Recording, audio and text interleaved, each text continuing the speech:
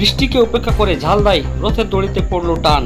ঝালদা শহরের বহু প্রাচীন রথযাত্রা দেখতে ভক্তদের ভিড় জমলেও বৃষ্টির জেরে সমস্যায় পড়তে হয় ভক্তদের।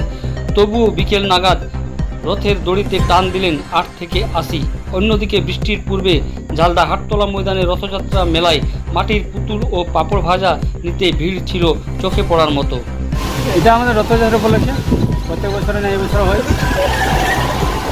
এই মেলার মূল আকর্ষণ কি? মূল আকর্ষণ হলো এই মাটির পুতুল, পাঁপড় ভাজা, কাঁঠাল পাকা, এইসব জিনিস। পাঁপড় ভাজা না খেলে তো আমাদের কোনো হয়েই নাই। এই মেলা মানে পাঁপড় খাচ্ছি। কীরকম বিক্রি? কীরকম বিক্রি? মোটামুটি ভালো, এখনো হয়নি অবশ্য, একটু জলে জিনা একটু ভিড়টা কম আছে, এখনই ভিড় হয়তো জমবে। এটা প্রতি বছর প্রতি বছর এটা আমাদের মেন রথযাত্রা, মানে মেলা যেটা রথ স্টার্ট যেটা।